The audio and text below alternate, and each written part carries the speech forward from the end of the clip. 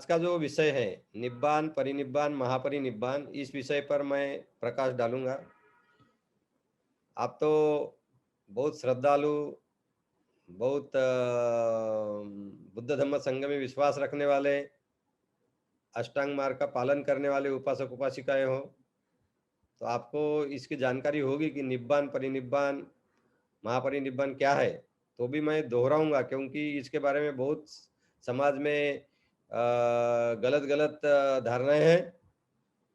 मैं बहुत बार पढ़ता हूँ, कई बाबा साहब आम्बेडकर, गौतम बुद्ध, इनको मानने वाले कुछ व्यक्ति वृत्तपत्र भी चलाते हैं। अभी व्हाट्सएप पर तो मैसेजेस मैसेजेस आते जाते हैं। तो मैं बहुत बार पढ़ता हूँ कि लोग लिखते हैं कि आज इस व्यक्ति का निर्वाण हो गया। कोई कोई व्यक्ति तो है ना, उपासक ही है, वो उपासक उपासिका खुद को समझते ही है, तो वो भी लिखते हैं कि आज ये भंते जी का महापरिनिर्वाण हो गया। कोई लिखते हैं आज इस भंते जी का निर्वाण हो गया। कोई लिखते हैं आज इस भंते जी का परिनिर्वाण हो गया। और बहुत सारे लोग लिखते हैं, कोई अगर व्यक्ति थोड़ा कुछ उसने समाज का काम किया है, कुछ लोगों के लिए काम किया है, प्रसिद्ध व्यक्ति है, तो वो भी लिख देते हैं इसका महापरिनिर्वाण हो गया। और कुछ कुछ लोग तो आजकल हमारे जो आदर्श है, जिन्होंने सामाजिक क्रांति की इस देश में और समता पर आधारित समाज निर्मित में जिनका बहुत ही योगदान है, ऐसे महापुरुष भी इस भारत में हुए हैं, बहुत संत हुए हैं। तो महाराष्ट्र की बात करें तो महात्मा फुले जी है, शाहू महाराज जी है, संत तुकाराम है, ऐसे बहुत बहुत सारे व्यक्तित्व है। तो कभी कभी मैं पढ़ता हूँ इनके स्मृति दिन पर वगैरह भी कुछ लोग महापरिनिर्वाण लिख देते हैं। तो मुझसे ये लगता है कि बाबा साहब के अन्वय आज कहाँ है, धम्म समझने की इनकी स्थिति क्या है। तो अभी मैं इस बारे में बहुत सालों से जवाब दिया है लोगों को। 18-20 सालों से हम इस बारे में बात कह ही रहे हैं, लोगों को सही से बता रहे हैं कि निब्बान क्या है, परिनिब्बान क्या है, महापरिनिब्बान क्या है। पर तो भी सब लोगों तक तो हम भी नहीं पहुंच पाते। हमारी किताबें भी है तो भी सब लोग तो पढ़ते नहीं है। तो इसीलिए मैंने आज उचित समझा कि ये निब्बान, परिनिब्बान, महापरिनिब्बान, इस विषय के बारे में आपको जानकारी दी जाए। तो पूरे बुद्ध साहित्य में, अगर पूरा बुद्ध साहित्य आप पढ़ते हो, आपको मालूम है बुद्ध साहित्य ये पाली त्रिपिटक में संग्रहित है। पाली त्रिपिटक कैसे बना ये भी आपको मालूम है कि भगवान गौतम बुद्ध के महापरिनिर्वाण के बाद 3 माह बाद राजगीर के, जो अभी बिहार में है, राजगीर के सातपर्णी गुफा में भंते महाकाश्यप जी के अध्यक्षता में जो पहली बुद्ध संगीति हुई, उसमें 500 अरन भिक्षुओं ने, जिसमें आनंद आनंद है, उन्होंने पूरा सुत्त सुत्त थे वो पूरे गाए, उपाली ने विनय गाया। और उसके बाद में ये सभी उपस्थित भिक्षुओं ने कहा कि ये जो गायन कर रहे हैं, जो बता रहे हैं बुद्ध की वाणी और बुद्ध के मार्गदर्शन के बारे में, शिक्षा के बारे में, अलग अलग उनके सूत्रों के बारे में, ये सही है। और 500 अरहंतों ने जब उसको सही बोला तभी वो अंतिम किया गया और वो त्रिपिटक का भाग बना। और फिर वही मौखिक परंपरा से, ओरल ट्रेडिशन से भिक्खु उसको याद करते रहे और याद करते करते करते करते वो आगे पहुंचते रहा।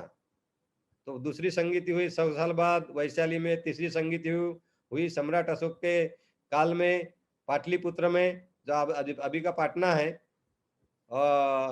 मोगलीपुत्र तिस्स जी के अध्यक्षता में। और उसके बाद उन्होंने जो भिक्षु भेजे उसमें महेंद्र प्रमुख थे, जो श्रीलंका पहुंचे।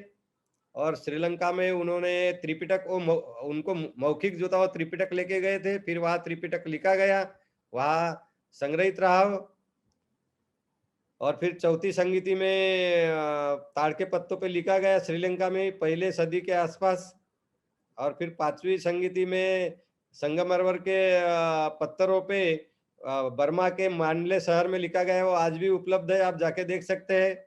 और छठी संहिता में 1954-56 में, जिसमें बाबा साहब भी सम्मिलित हुए थे, जब चालू वो संगीति शुरू थी, जब गायन शुरू था, हर एक सूत्र पे बात हो रही थी और उसको अंतिम किया जा रहा था विश्व के भिक्षुओं द्वारा, तब बाबा साहब वहां गए थे। उस संगीति में भी पूरा पाली त्रिपिटक एक बार सही ठहरा कर वो अंतिम किया गया है, और आज हमें तो वो डिजिटल फॉर्म में उपलब्ध है, कोई भी वेबसाइट पे आप उसको पढ़ सकते हैं। तो ये जो पाली त्रिपिटक है, ये पाली त्रिपिटक में बुद्ध की शिक्षा संग्रहित है।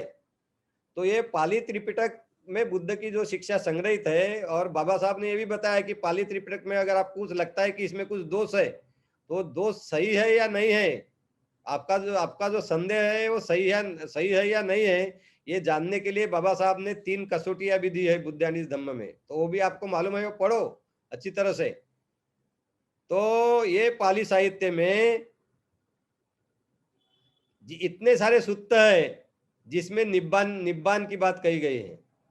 निब्बान क्या है, तो उसमें से कुछ ही सूत्र मैं आपको बताऊंगा, और उससे हम पढ़ सकेंगे, उससे हम समझ सकेंगे कि निब्बान क्या है। तो बहुत सूत्रों में बताया गया है। तो मैं संयुक्त निकाय का एक सूत्र बताता हूं। संयुक्त निकाय के महावग्ग में मग्ग संयुक्त में द्वितीय अय्यतर भिक्खु सूत्र है। कौन सा सूत्र? द्वितीय अय्यतर भिक्खु सूत्र। उसमें स्पष्ट से कहा है कि निब्बान क्या है। तो उसमें बोला गया है, राग विनयो, दोष विनयो, मोह विनयो, यही निब्बान है। यानी राग, दोष और मोह का अंत हो जाना, नष्ट हो जाना पूरी तरह से, यही निब्बान है। तो आप किताबें पढ़ते हो, बाबा साहब के वे ग्रंथ पढ़ते हो, उनका बुद्धानिस धम्म ग्रंथ है, उन्होंने पाली इंग्लिश डिक्शनरी भी लिखी है। तो इसका भी अध्ययन करते हो, पाली त्रिपिटक भी पढ़ते हो, बहुत सारे ग्रंथ आप पढ़ते होगे। तो इस ग्रंथों में यही दिया हुआ है कि निब्बान क्या है। तो आज बुद्ध जगत में यही मान्यता है कि निब्बान क्या है। तो हमारे मन में जो राग है, राग यानी क्या है आपको मालूम है ना? राग यानी, आज तो मराठी और हिंदी में राग यानी क्रोधी बोलते हैं, एंगर, पर बुद्ध का जो पाली में शब्द था राग, उसका मतलब अलग है। राग यानी इंद्रिय सुख भोगने की इच्छा। हमारे जो 6 इंद्रिय है, आंखें है, कान है, नाक है, जीवा है, जीभ, टंग, हमारा शरीर है और मन है, ये जो 6 इंद्रिय है, इनको जो सुख कर लगे, ये 6 इंद्रियों को जो बात सुख कर लगे, आनंद दे, वो बात भोगने की इच्छा, वो करने की इच्छा, इसी को राग कहते हैं। लोभ भी बोलते हैं इसे, लस्ट, इन्फैचुएशन इसमें आता है। तो ये पूरी तरह नष्ट हो जाना, दोष पूरी तरह नष्ट हो जाना। दोष यानी द्वेष, हैट्रेड, एवर्सन, किसी का हम द्वेष करते हैं, मत्सर करते हैं, तो ये सब बातें जो है, ये इसको दोष कहा गया है, द्वेष। ये पूरी तरह नष्ट हो जाना, यानी मोह पूरी तरह नष्ट हो जाना। आज के हिंदी और मराठी में मोह को ही लोभ कहते हैं, पर बुद्ध ने जो मोह शब्द यूज किया है, पाली भाषा का ये शब्द है, बाकी भाषाओं में भी है आज भी वो शब्द, पर उसका अर्थ अलग है। तो मोह का अर्थ है अज्ञान, अविद्या, इग्नोरेंस, डेल्यूजन। तो ये मोह का अर्थ है। यानी अज्ञान, कौन सा अज्ञान? हमें ज्यादातर ये अज्ञान की बात करते हैं हम। नहीं तो आप बोलेंगे मैं पीएचडी हो गया, एमए हो गया, बीए हो गया, डॉक्टर हो गया, तो मेरा मोह खत्म हो गया। ऐसा नहीं है। ये जब हम मोह की बात करते हैं, बुद्ध के धम्म में, बुद्ध जब धम्म सिखाते हैं तब मोह की बात करते हैं, अज्ञान की बात, अविद्या की बात करते हैं। वो है 4 आर्यो सत्यों का सत्य जो है, 4 नोबल ट्रूथ, उसका ज्ञान न होना, वो अनुभूति पर नहीं जानना, ये अज्ञान है, ये अविद्या है। तो ये पूरी तरह से नष्ट हो जाना है, राग, दोष और मोह, यही निब्बान है, ऐसा इस सूत्र में कहा गया है और पूरे बुद्ध साहित्य में यही बार बार सिखाया हुआ है। तो आप अच्छी तरह से समझ लीजिए कि निब्बान इसका व्यक्ति के जन्म मृत्यु से कोई संबंध नहीं है। निब्बान ये मन की स्थिति है। और निब्बान कब प्राप्त होता है? तो जिस वक्त व्यक्ति अपने मन के जो विकार है, राग है, द्वेष है, मोह है, लोभ है, सभी तरह के विकार, अगर कौन से भी विकार का नाम लोगे, वो विकार ये तीन ही बातों में आएगा, यानी उसका क्लासिफिकेशन ये तीन में ही होगा। उसके वर्गवारी जो बोलेंगे वो ये तीन ही में होगी। चिंता, कुछ भी बोलो आप, ये तीन में आना ही है उन्होंने। राग, दोष और मोह, तो ये पूरी तरह से नष्ट करके, यानी मन से पूरे विकार ही नष्ट हो गए, तो इसके साथ तृष्णा भी नष्ट हो गई, क्रेविंग जिसको बोलते हैं, पाली में जिसको तन्हा कहा गया है, ये सब नष्ट हो जाएंगे। वो मन की स्थिति जो रहेगी उसी को निब्बान कहेंगे। और ऐसे निब्बान प्राप्त व्यक्ति कभी भी गलत बात नहीं कर सकता, कभी शीलों का उल्लंघन नहीं कर सकता, नहीं कर सकती। और ऐसे व्यक्ति को कभी दुख भी स्पर्श नहीं कर सकता। ऐसे व्यक्ति दुख मुक्त ही रहेगी, तृष्णा मुक्त ही रहेगी, विकार मुक्त ही रहेगी। और ये जब जिंदा है तभी ये स्थिति प्राप्त होती है। जिस वक्त विकार पूरी तरह से नष्ट हो जाए, तृष्णा नष्ट हो जाए, इसी को आसव भी कहा गया है। इंग्लिश में इसे फेटर्स बोलते हैं, इसी को बंधन कहते हैं, इसी को संयोजन कहते हैं। तो 10 संयोजन बुद्ध ने बताए हैं, आपको मालूम ही होगा। सक्काय दिट्ठी, विचिकित्सा है, शीलबद्ध परामर्श है, कामराग है, पटीग है, रूप राग है, अरूप राग है, हाँ? बाद में उद्दच्च है, और आखिरी में अविद्या है, बीच में और एक है रूप राग, अरूप राग, उद्दच्च है, और ये है जिसको अहंकार बोलते हैं ना, कंसीट, वो एक है, और अविद्या है। तो ये ऐसे 10 जो बंधने पूरी तरह से नष्ट हो जब जाते हैं, तो दुख नष्ट हो जाता है, तृष्णा नष्ट हो जाती है, विकार नष्ट हो जाता है, वो स्थिति को निब्बान कहते हैं। और इसी तरह से हमें निब्बान समझना है। तो और कुछ महत्व के सूत्र है, वो मैं थोड़ा बताता हूँ, और इससे ये आपको मैं समझाने की कोशिश करूंगा। और बहुत सारे सूत्रों में वही बताया हुआ है, पर वो हमने उसके बारे में चर्चा करना अच्छा है समझने के लिए। अंगुत्तर निकाय के छक्क निपात में, वहां महावग्ग में एक छड़ भी जाति सूत्र है। अंगुत्तर निकाय जो ग्रंथ है पाली त्रिपिटक का, उसके छक्क निपात में छड़ भी जाति जो सूत्र है, उसमें ये समझाया हुआ है कि कैसे भिक्खु।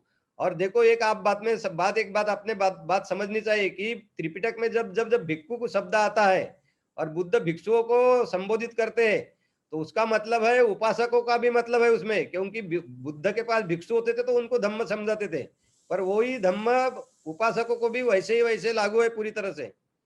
तो इस सूत्र में, छड़बी जाति सूत्र में बुद्ध ने बताया है कि भिक्खु कासाय वस्त्र पहन के, यानी भिक्खु बनकर ही वो समाधि का अभ्यास करना शुरू कर देता है। और जो 5 निवरण है, आपको 5 निवरण है, कोई उनको शत्रु भी बोलते, 5 निवरण जो है, क्या है 5 निवरण? आपको मालूम ही होगा। एक तो कामराग है, इंद्रिय सुख भोगने की इच्छा। दूसरा क्या है?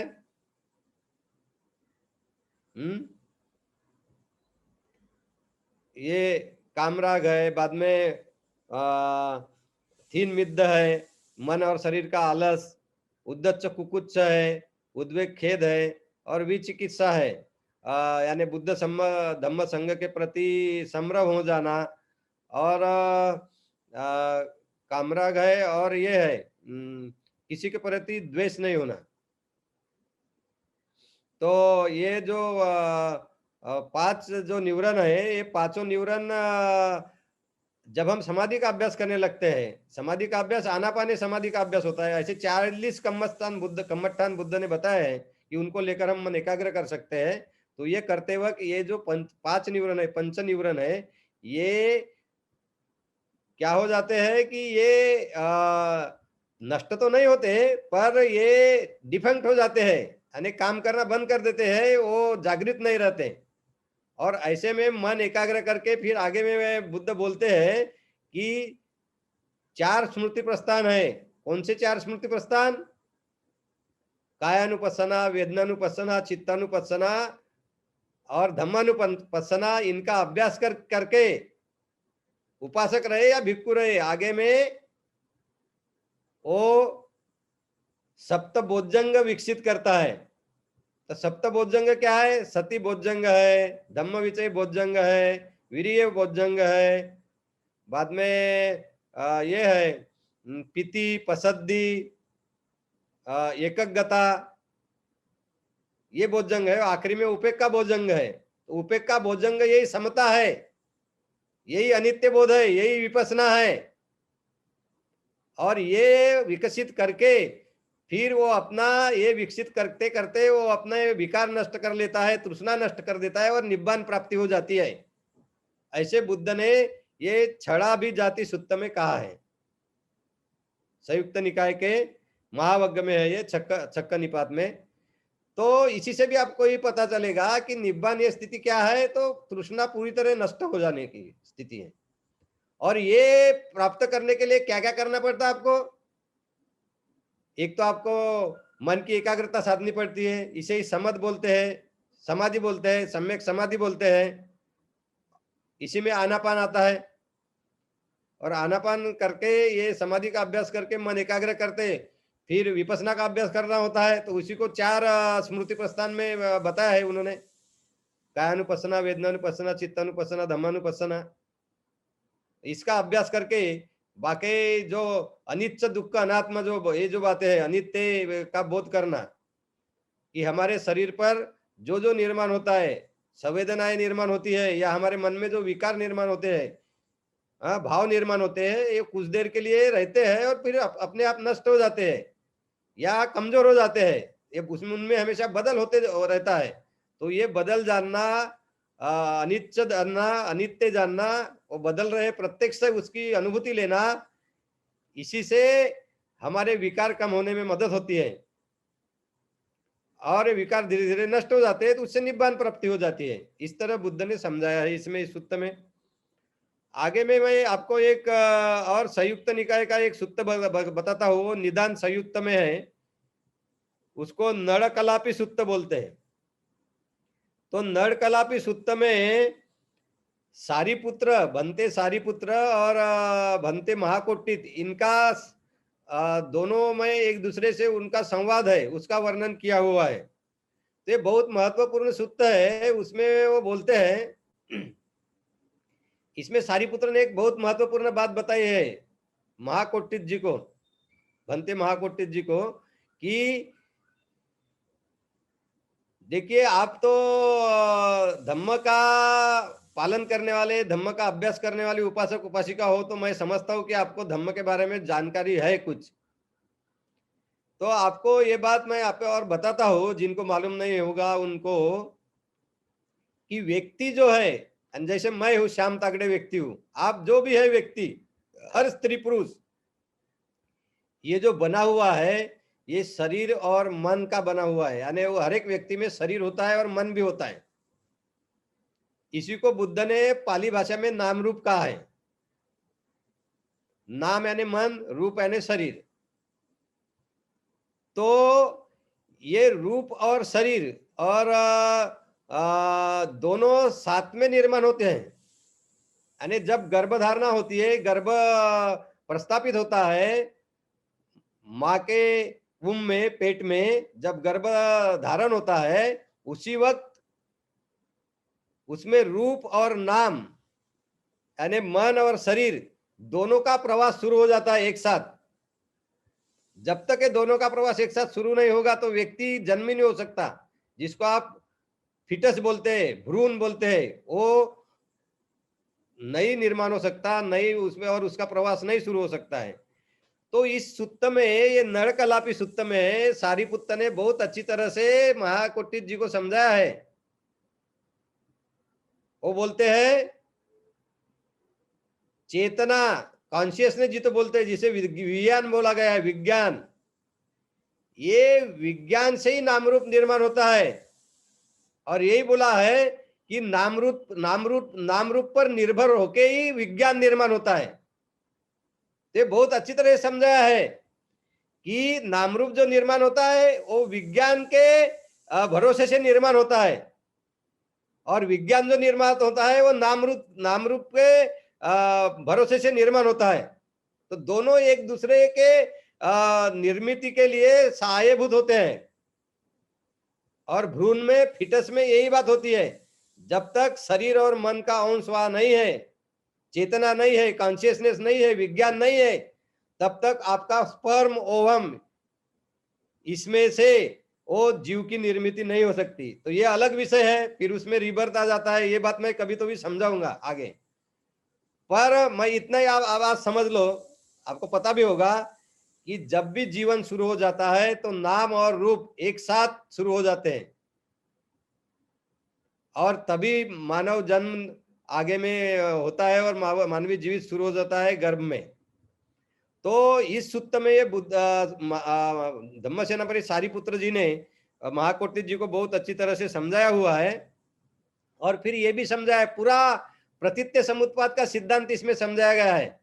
वो बोलते हैं कि नाम रूप पर निर्भर होके, उसके भरोसे से चेतना निर्माण होती है, कॉन्शियसनेस निर्माण होता है, विज्ञान निर्माण होता है, और विज्ञान पे निर्भर होकर नाम रूप निर्माण होता है। यानी शरीर और मन एक दूसरे पे निर्भर रहकर निर्माण हो जाते हैं गर्भ में। तो उसके बाद उन्होंने कहा है, फिर आप तो जानते हो प्रतीत्य समुत्पाद की क्या 12 कड़ी है, आप तो जानते हो। हाँ, अविद्या पच्चय संकारा, संकारा पच्चय वियान, वियान पच्चय नाम रूपं पच्चय षडायतनं, षडायतनं पच्चय फस, फस पच्चय वेदना, वेदना पच्चय तना, तना पच्चय उपादान, उपादान पच्चय भव, भव पच्चय जाति, जाति पच्चय जरा मरण शोक परिदेव दुख दोमनस्य उपायास संभवन्ति, एवं एतस्य केवलस्य दुख खंडस्य समुदय होती।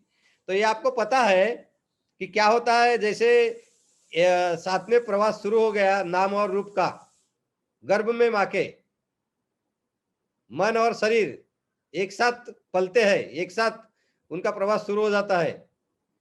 तो वो होने के बाद वो क्या बोलते हैं कि वियान पच्चय नाम रूप यानी शरीर और मन, और नाम रूप पच्चय षडायतन।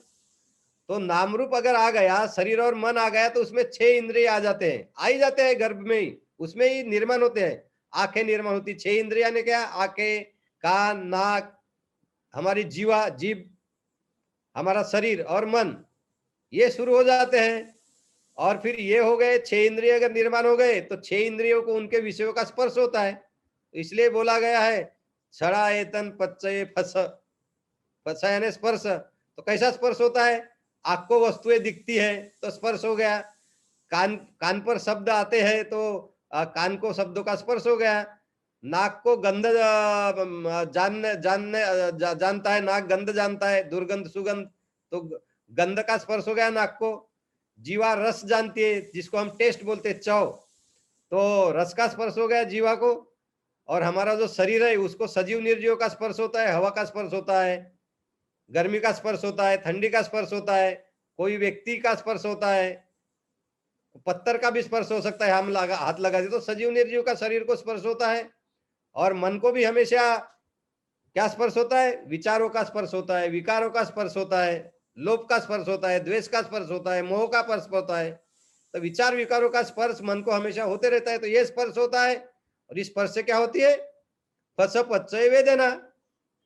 तो इस स्पर्श से हमारे शरीर पर, मन में भी और शरीर पर भी वेदना निर्माण होती है। वेदना आप देखोगे आगे में, ये इस पर बहुत लोग बहस भी करते हैं। वेदना है, अगर आप धम्म जानने वाले हो तो आपको मालूम होगा कि व्यक्ति यानी नाम रूप है, नाम यानी मन और रूप यानी शरीर। और नाम के 4 स्कंद बुद्ध ने बताए हैं। कौन से 4 स्कंद नाम के, एक तो वियान स्कंद यानी कॉन्शियसनेस, देन संज्ञा स्कंद यानी परसेप्शन यानी मूल्यांकन करना, बाद में उसके क्वालिटीज जानना, बाद में वेदना स्कंद है, वेदना यानी उसको हम फीलिंग्स बोलते हैं और सेंसेशन भी बोलते हैं, शरीर पर निर्माण वाली सेंसेशन को भी वेदना बोलते हैं। तो और संकार स्कंद है, संकार यानी उसमें कर्म वगैरह आ जाते हैं, जो संस्कार मन पर हमारे कुछ कृति करने से जो मन पर संस्कार हो जाते हैं, उसी को संकार कहा गया है पाली में। तो ये वेदना जो है, जिसको हम संवेदना शरीर पर निकल उभरने वाली जो संवेदना है, उसी को भी वेदना कहते हैं। तो ये सही में मन का भाग है और वो शरीर पर भी उपस्थित होती है, और हम विपස්සना करते हुए वो संवेदना को भी जानते हैं और उसका मन से संबंध है। तो ये वेदना यानी फीलिंग ये पहले मन में भी निर्माण होती है और शरीर पे भी होती है, तो ये भी जानना चाहिए। तो ये नाम रूप जब होता है तो नाम रूप मैंने जो बताया कि नाम रूप का फिर विषयों का स्पर्श होते हैं, 6 इंद्रिय उससे निर्माण होते हैं नाम रूप से, फिर ये 6 इंद्रियों को विषयों का स्पर्श होता है, यानी दृश्यों का, शब्दों का, गंध का, टेस्ट का, रस बोलते हैं उसे, सजीव निर्जीव का शरीर को और मन को विकारों का, तो उससे क्या होता है, वेदना होती है, यानी संवेदना निर्माण हो जाती है और मन में भी फीलिंग जाती है और शरीर पे भी संवेदना आती है।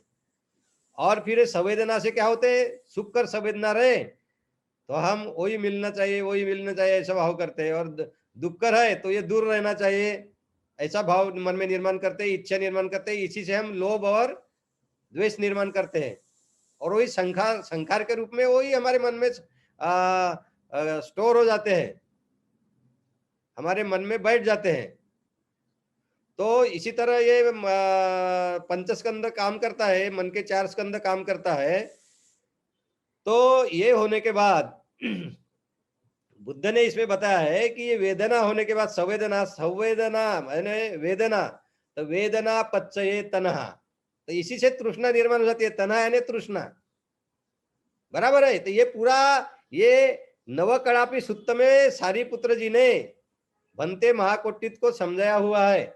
और आपको मालूम है, आप ध्यान करने वाले होंगे, आप अभ्यास करने वाले होंगे धम्म का, तो आपको पता है कि जब ये तृष्णा निर्माण हो जाती है तो तृष्णा निर्माण होती है, तो तृष्णा से फिर आसक्ति निर्माण होती है, और आसक्ति निर्माण होने से हमें हमेशा लगता है कि ये सुख भोगने के लिए हमेशा हमने जिंदा ही रहना चाहिए, इसी को भव कहते हैं। और भव कहते हैं तो इसी से फिर जन्म होते रहते हैं, और फिर जन्म मृत्यु, और मृत्यु हो गया तो दुख, ये जो सब चक्र है, दुख चक्र ये निर्माण होता है, इसी से दुख चक्र बुद्ध ने कहा है इसी को दुख चक्र, और ये समझाया हुआ है यहाँ। और फिर आगे में ये भी बात समझाई हुई, अगर ये वेदना जो है, संवेदना जो है, ये मन में भी निर्माण होती है और शरीर पर भी है, ये शरीर पर निर्माण हुई संवेदना भी कभी दुखद होती है, कभी सुखद होती है, या कभी अदुखद असुखद होती है, कभी उसे न्यूट्रल भी बोलते हैं। तो ये कुछ भी रहे पर इसका गुणधर्म होता है बदलना। अगर निर्माण हो गई तो थोड़ी देर में ये बदल जाती है। अगर आपको आपके शरीर पर खाज आ गई, यानी कुछ इरिटेशन आ गया, तो आप खुद देखोगे कि 10 मिनट में अपने आप और इरिटेशन कम हो जाता है। अगर आपका सर दुख रहा है तो आपको लगोगे कि 1 घंटे के बाद सर दुखना अपने आप बंद हो गया, ये भी संवेदनाएं हैं। तो ये तो आप खुद जान सकते हो, क्योंकि ये विषय नहीं, तो इस पर मैं बहुत ज्यादा भर नहीं दूंगा, ज्यादा जोर नहीं दूंगा, पर ये संवेदनाएं आप हमेशा जानते रहते हो। सर दुखने लगता है, कभी हमें ठेच लगती है, जाते जाते पैर किसी दीवार को लग गया तो दुखना शुरू हो गया, ये भी संवेदना है।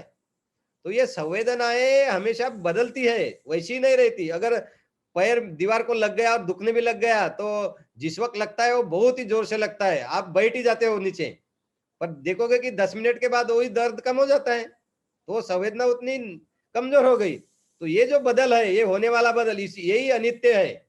ये अनित्य अगर हम जानते हैं, अनित्य जो कहा है बुद्ध ने, ये अगर हम जानते हैं तो हम प्रज्ञा का अभ्यास करते हैं, विपसना का अभ्यास करते हैं। और ये प्रज्ञा का अभ्यास जब हम करते हैं और संवेदनाओं को अनित्य, उसमें जो है अनित्य निहित है, उसको हम देखते हैं, तो हमारे विकार कम हो जाते हैं, और धीरे धीरे कम होके इसी से है विकार पूरे नष्ट होके हम निब्बान प्राप्त हो सकते हैं, निब्बान को प्राप्त कर सकते हैं।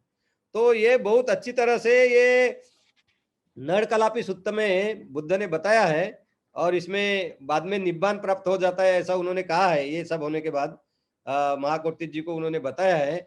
तो ये नरकलापी क्या है, मैं थोड़ा सा आपको बताता हूँ। हमने बहुत, अगर हम जंगल में गए तो वहाँ घास होता है, तो घास देखेंगे तो बहुत बड़े बड़े, तो एक प्रकार का घास है ये, नड़कलापी घास है नाम है उसका।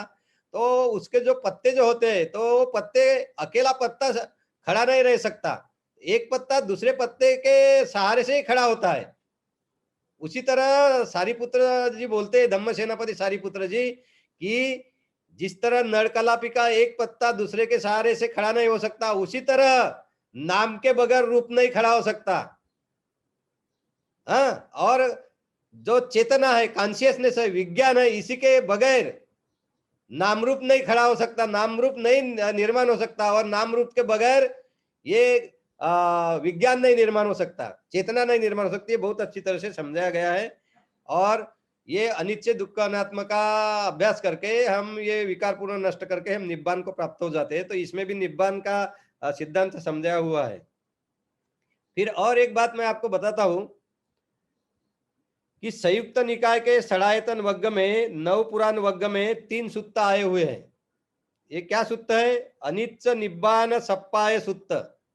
कौन सा? अनित्य निब्बान सप्पाय सूत्र, दुख निब्बान सप्पाय सूत्र और अनंत निब्बान सप्पाय सूत्र। तो इसमें यही बात बताए, तो मैं तुम्हें बता चुका हूं। अनित्य, दुख, अनात्मा, ये अगर हम जानते हैं, कैसे जानेंगे हम? कि हमारे मन और शरीर में निर्माण होने वाला जो कुछ निर्माण होता है, मन में क्या निर्माण होता है? विचार निर्माण होते हैं, विकार निर्माण होते हैं, भावना निर्माण होती है। शरीर पर क्या निर्माण होता है? शरीर पर संवेदनाएं निर्माण होती है, दुखद हो, सुखद हो, अदुखद, अदुसुखद हो। तो ये मन में निर्माण होने वाले जो विकार है, भाव है, विचार है, शरीर पर निर्माण होने वाली जो संवेदनाएं है, सुखद रहे, दुखद रहे, अदुखद, असुखद रहे, ये सभी अनित्य है, यानी बदलने वाली है। बदलना, निर्माण होना, नष्ट होना, उदय वय, यही उसका गुणधर्म है। और दूसरा उसका गुणधर्म क्या है? दुख इसका गुणधर्म है। क्यों दुख है? जो दुखद संवेदना है वो तो दुख है ही है। अगर ठेच लग गई आपको, दीवार को पैर लग गया तो दुख है ही है। पर ठंडी हवा में गर्म हवा का झोंका आया तो आपके शरीर को सुख होगा? पर एक गर्म हवा का झोंका आते ही रहेगा क्या? नहीं, वो बंद भी हो सकता है। अगर आपके पास कोई हीटर है, हवा देने वाला, गर्म हवा देने वाला, अगर वो उसका पावर सप्लाई बंद हो गया तो गर्म हवा का झोंका ठंडी के दिन में बंद हो गया, तो सुखद संवेदना जो थी वो तो आपको, वो आपसे दूर हो गई और वो दुखद में बदल जाएगी, ठंड लगेगी आपको। तो इसलिए बुद्ध ने कहा है कि दुखद संवेदना तो दुख तो है ही, पर सुखद संवेदना भी दुख है। क्यों? क्योंकि वो बदल कर उसके जगह दुखद संवेदना आने का जो ये है पॉसिबिलिटी है, उसकी शक्यता जो है, ये बहुत ही ज्यादा है। और आता ही है, सुख के बाद दुख आता ही है। इसलिए सुखद संवेदना भी दुख ही है। ये हमें जानना, इसी तरह से हम जानेंगे, अनुभूति लेंगे, तभी हम धम्म में पकते हैं। और तीसरा जो गुणधर्म होता है इनका, वो है अनात्म। अनात्म यानी ये जो संवेदनाएं है शरीर पर निर्माण होने वाली, सुखद, दुखद, असुखद, अदुखद, क्या है ये? तो इनका कोई सत्व ही नहीं है, ये तो अपने आप निर्माण होती है। जो बबल्स होते हैं ना, बुड़बुड़े जिसे बोलते हैं हम, बबल्स, उनके जैसे संवेदनाएं होती है। मैं बहुत अच्छा उदाहरण त्रिपिटक में दिया हुआ है इसको, ये बोलेंगे, उपमा बोलते हैं हम, सिमिली। कैसी दी गई है? जब पानी उबालते हैं ना हम, बॉइलिंग वाटर, तो पानी उबालते हुए आप देखो, जब पानी उबालोगे तो वो जो बबल्स आते हैं, ड्रॉपलेट्स ऑफ बॉइलिंग वाटर, बुड़बुड़े जिनको बोलेंगे, वो जब आते, बुलबुले कि क्या, तो वो जब आते आप देखोगे वो पानी के ऊपर के भाग में, सरफेस पर, तो देखोगे वो ऊपर आते बराबर नष्ट हो जाते हैं और उनका कोई सत्व नहीं होता, ऐसे कि हवा जैसे दिखते हैं। आप देखोगे भी तो भी तुरंत ऊपर आ गए कि नष्ट हो गए। सही इसी तरह ये संवेदनाएं है, निर्माण होते हैं वैसे ही नष्ट हो जाती है, और इनका कोई खुद का सत्व नहीं होता, सेल्फ नहीं होता। और जैसी वो पानी के सरफेस पे बॉइलिंग वाटर के उबालते हुए पानी के ऊपर आने वाला जो जो बबल है वो नष्ट हो जाता है क्षण में, उसी तरह हमारे शरीर पर निर्माण होने वाली संवेदनाएं क्षण में नष्ट हो जाती है। उनका कोई सत्व होता है वो अपने आप नष्ट हो जाती है।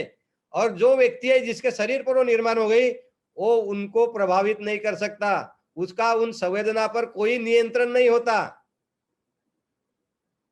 कोई नहीं नियंत्रण होता। आप ध्यान करने वाले होगे, मेडिटेशन करने वाले तो आप जानते ही हो। और जब आपका खुद का नियंत्रण नहीं है तो संवेदना आपके कैसी हुई?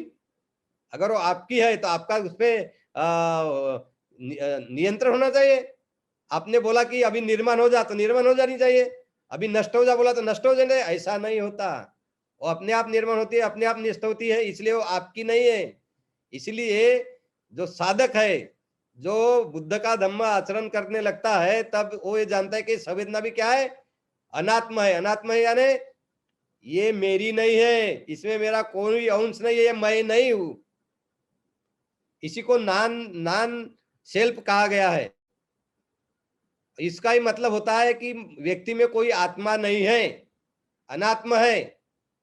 आत्मा जो आत्मा का जो संकल्पना है ना, कुछ कुछ लोग कुछ धर्मों में भी करते हैं, कुछ कुछ लोग आत्मा का सोल की जो बात करते हैं, तो इसी से पता चलता है आपके शरीर में आपका कोई अंश ही नहीं।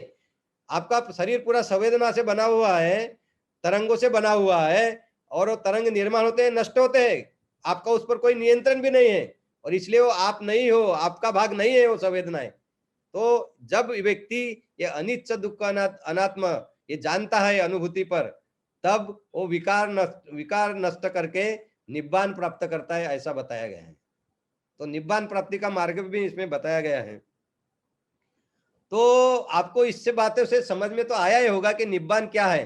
तो निब्बान ये विकार मुक्ति की अवस्था है, दुख मुक्ति की अवस्था है, तृष्णा मुक्ति की अवस्था है, और ये जो स्थिति है निब्बान की स्थिति, ये जीते जी हम प्राप्त कर सकते हैं अष्टांग मार्ग का पालन करके।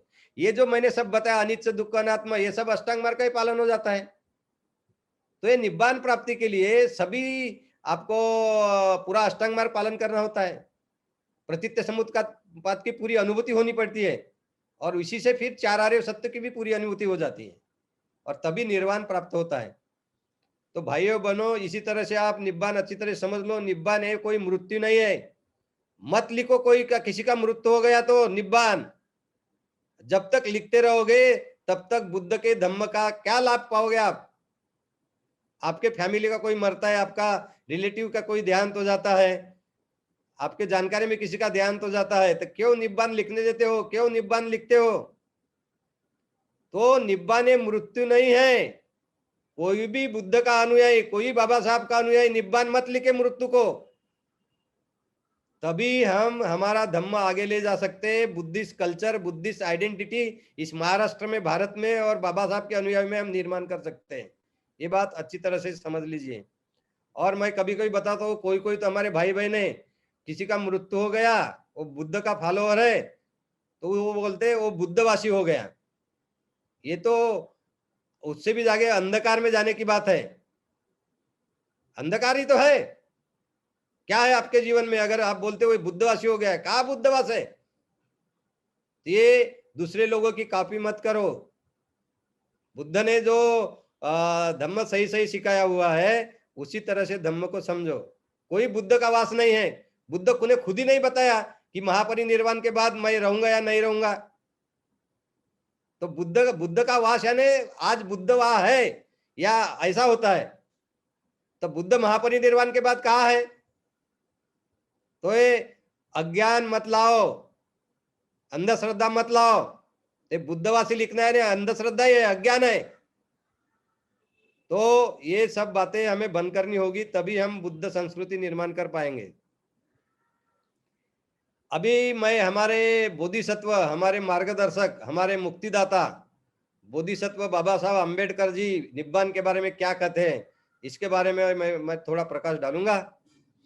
तो आप जानते हैं कि बाबा साहब ने बुद्ध और उनका धम्म ग्रंथ लिखा, द बुद्ध एंड इज धम्म ग्रंथ। तो देखो बाबा साहब निब्बान को कितना महत्व देते हैं।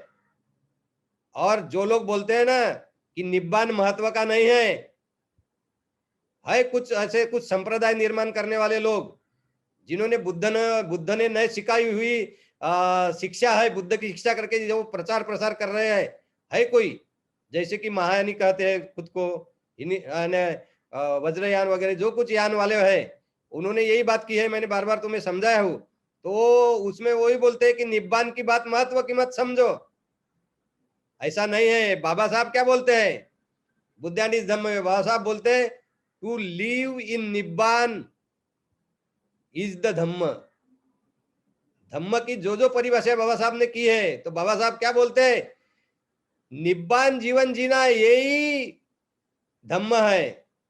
तो आपको धम्म पालन करने के लिए, धम्म की अनुभूति लेने के लिए, धम्म का पालन कर कर आपको जो अंतिम उद्देश्य साध्य करना है, वो साध्य करने के लिए निब्बान प्राप्ति बहुत ही जरूरी है। बाबा साहब बोलते हैं, आताच मायाताई ने अभी हमारी मायाताई ब्राह्मणे जो है, उन्होंने एक गाथा कही थी। क्या बोला था उन्होंने? निब्बानं परमं सुखं। निब्बान है ये निब्बान है सबसे ऊंचा सुख है। तो यही बात बाबा साहब ने बुद्धानिस धम्म में लिखी है, to live the life of nibbana, to live nibbana. Nibbana is dhamma, ये जो बाबा साहब ने ये भाग लिखा है बुद्धानिस धम्म में, उसमें पहला ही सेंटेंस बाबा साहब लिखते हैं, there is no happiness like nibbana, nibbana is the real happiness. तो यही जो अभी बताया, निब्बानं परमं सुखम। और बाबा साहब दूसरा सेंटेंस क्या लिखते हैं बुद्धानिस धम्म में? Of all the doctrines that Buddha have taught, the doctrine of nibbana is the most central one. Baba Saheb लिखते हैं, बुद्ध ने जो जो सिद्धांत सिखाए उन सभी में ये निब्बान का सिद्धांत है, ये बहुत ही ऊपर स्थान है, इसका मध्यवर्ती सिद्धांत है। ये लिखकर बाबा साहब फिर निब्बान क्या है ये सिखाते हैं। बाबा साहब ने ये बुद्धानिस धम्म ग्रंथ में ये जो to live life of nibbana, to live in nibbana in his dhamma, ये जो लिखा बाबा साहब ने, निब्बान जीवन जीना ही धम्म है, ये बात, ये जो भाग जब बुद्धानिस धम्म में लिखा, तो उसमें बाबा साहब ने आदित्य पर्याय सुत्त भी लिखा है। तो ये आदित्य पर्याय सुत्त जो है, ये भी संयुक्त निकाय में मिलता है। संयुक्त निकाय के सड़ायतन संयुक्त में समुद्र वग्गों में ये पाया जाता है। तो ये जो सुत्त है आदित्य पर्याय सुत्त, आदित्य पर्याय सुत्त में क्या है? आदि ये और वही बात बताई है इसमें भी, आदित्य पर्याय सुत्त जो बाबा साहब ने लिखा है निब्बान समझाने के लिए बुद्ध और उनका धम्म ग्रंथ में, तो उसमें बुद्ध ने क्या बोला है? आंखें, आंखों को दिखने वाले रूप, और ये रूप और आंखों का मिलाप होना यानी स्पर्श, और इसी से निर्माण होने वाली संवेदना, कान, कान को स्पर्श करने वाला शब्द, इसी से निर्माण होने वाली संवेदना, नाक को स्पर्श वाले करने वाले गंध, और इसी से निर्माण होने वाली संवेदना, जीवा जो है जीभ टंग, इसको स्पर्श करने वाला रस टेस्ट चौ, और उसी से निर्माण होने वाली संवेदना, हमारा शरीर जो है, शरीर को स्पर्श करने वाले सजीव निर्जीव चीजें, और उसी से निर्माण होने वाली संवेदना, मन को स्पर्श करने वाले विचार भाव, और उससे निर्माण होने वाली संवेदना, सुखद रहे दुखद रहे अदुखद रहे, अदुखद रहे असुखद रहे, ये सभी जो है ये जल रहे हैं, दे आर ऑन फायर। ये बुद्ध ने कहा है। क्यों कहा है बुद्ध ने ऐसे? आंख, नाक, कान, जीवा, हमारा शरीर और मन, और उनको स्पर्श करने वाले विचार, उसी से होने वाला स्पर्श, और उसी से निर्माण होने वाला संवेदना, और उसी से निर्माण होने वाला विज्ञान, विज्ञान जैसा चक्षु विज्ञान, सोत विज्ञान, घान विज्ञान, जीवा विज्ञान, काय विज्ञान, मनोविज्ञान। तो ये 6 इंद्रियों के 6 विज्ञान होते हैं, ये सभी जल रहे हैं। ऐसा बुद्ध क्यों बोलते हैं? इसीलिए बोलते हैं जल रहे हैं, क्योंकि ये सब इंद्रिय जो है, इनको हमारे मन को या इनको भाने वाली चीजें ही मिलना चाहिए। ये भाने वाली चीजें, पसंद आने वाली चीजें ही मिलना चाहिए, संपर्क में आने चाहिए इंद्रियों के। इसलिए ये इच्छा हमारे मन में हमेशा, इसलिए वो जल रहा है बोलते हैं। यानी आँख को हमेशा सुंदर सुंदर ही देखना चाहिए, कान को हमें पसंद आने वाली बातें ही सुननी चाहिए, नाक को हमें पसंद आने वाला ही गंध स्पर्श करना चाहिए, जीवा को हमें पसंद आने वाली चवी मिलनी चाहिए, टेस्ट मिलनी चाहिए, हमारे शरीर को भी पसंद आने वाला स्पर्श ही होना चाहिए, हमारे मन को भी हमें भाने वाले विचार ही हमारे मन में आने चाहिए। यही तो हम चाहते हैं। ये मिले तो हम बोलते मैं बहुत सुखी हूँ, नहीं मिला तो बोलते दुखी हूँ। तो हमारी चाह हल पर यही होती है कि 6 इंद्रियों को जो पसंद है वही मिले, और उसी की कामना हम करते हैं, उसी की इच्छा करते हैं। इसलिए बुद्ध बोलते हैं ये इंद्रिय जल रहे हैं। उनको स्पर्श करने वाले शब्द, गंध, रस, पदार्थ, वस्तुएं, विचार, ये भी जल रहे हैं। वो होने वाला स्पर्श भी जल रहा है, उससे निर्माण होने वाला विज्ञान भी जल रहा है, और उससे निर्माण होने वाली संवेदना भी जल रही है। ऐसा बुद्ध बोलते हैं। यही बाबा साहब ने लिखा है। और फिर बाबा साहब उसी ग्रंथ में लिखते हैं कि जो साधक है, जो व्यक्ति है, जब ये सब जो जल रहे हैं इनको अनित्य है करके जानता है, यही तो विपස්සना का अभ्यास है। ये सब अनित्य है करके जानना, निर्माण हो रहे हैं, नष्ट हो रहे हैं, उदय वे बदल रहे हैं। तो बाबा साहब लिखते हैं, यानी आदित्य पर्याय सूत्र ही लिखा है बाबा साहब ने, बुद्ध की वाणी ही लिखी है। तो बाबा साहब बुद्धानी धम्म ग्रंथ में लिखते हैं कि जब ये सब जल रहे हैं 6 इंद्रियों के साथ सभी, ये जब अनित्य है ऐसा व्यक्ति जानता है, तो अनित्य बोध जानने से वो उसको प्रज्ञा का ज्ञान होके इसी से वो विकार मुक्त होता है और निब्बान प्राप्त करता है। और फिर आगे में जाके बाबा साहब बोलते हैं उसी ग्रंथ में, फिर निब्बान क्या है? Nibbana is release from patience. ये बुद्ध के शब्द बाबा साहब ने लिखे हैं। फिर वहां रिलीज फ्रॉम पैशंस, प्यासन यानी क्या है? यही तृष्णा है, इंद्रिय सुख की तृष्णा। इस रिलीज फ्रॉम यानी उससे पूरा मुक्त हो जाना, यही निब्बान है, ये बाबा साहब लिखते हैं। तो बाबा साहब ने जो निब्बान की परिभाषा बुद्धानी धम्म में की है, तो उन्होंने कुछ अलग नहीं किया, जो बुद्ध की वाणी है वही उन्होंने उद्धृत किया है, वहां लिखा हुआ है। तो बाबा साहब भी निब्बान यानी अपने जीते जी विकार पूरी तरह नष्ट करना, इसी को वो निब्बान कहते हैं। ये बात आपको बहुत अच्छी तरह से समझनी चाहिए। और उसी में अभी जब मायाताई ने जब अभी बताया था कि सारीपुत्र का वो वचन है, धम्मसेनापति सारीपुत्र जी का, कि निब्बान ये अष्टांगिक मार्ग ही है। क्यों ऐसा कहा है सारीपुत्र जी ने कि निब्बान ये अष्टांगिक मार्ग है? इसलिए सारीपुत्र जी ने कहा है क्योंकि अष्टांग मार्ग का पालन करके ही हम निब्बान प्राप्त कर सकते हैं। इसलिए निब्बान प्राप्ति की जो प्रक्रिया है वो अष्टांग मार्ग पालन की प्रक्रिया है। इस सेक्शन में बाबा साहब ने और एक बात बहुत अच्छी तरह से समझी है, वो हमें बहुत ध्यान रखनी चाहिए। बाबा साहब बोलते हैं व्यक्ति दुखी होता है इस कारण ये नहीं कि उसके पास चीजें नहीं होती है या रिसोर्सेस नहीं होते हैं, ये तो एक कारण है। पर बाबा साहब लिखते हैं बहुत ही ज्यादा रिसोर्सेस और सुख मिलने की चीजें होने के बाद भी आदमी दुखी होता है। तो ये मत समझो कि बहुत धन मिल गया है तो पूरा सुखी हो जाओगे। बहुत धन मिलेगा पर उसके साथ अगर धम्म नहीं है, आपके विकारों की, मन में विकारों की जो स्थिति है वो कम नहीं है, वो कम नहीं हो रही है, तो आप सुखी नहीं रह सकते। हम देखते हैं ना कितने सारे लोग सुसाइड कर लेते हैं, आत्महत्या कर लेते हैं, कितने सारे लोग वैफल्यग्रस्त रहते हैं, कितने सारे लोगों के मन में कितने सारे रिसोर्सेस होके, धन होके कोलाहल होता है, नींद भी नहीं आती। तो ये बातें हमें समझ लेना चाहिए। बाबा साहब के अनुयायियों को ये बातें समझना बहुत ही जरूरी है। अभी भाइयों बहनों, हम परिनिब्बान के तरफ जाते हैं। परिनिब्बान क्या है? तो बाबा साहब ने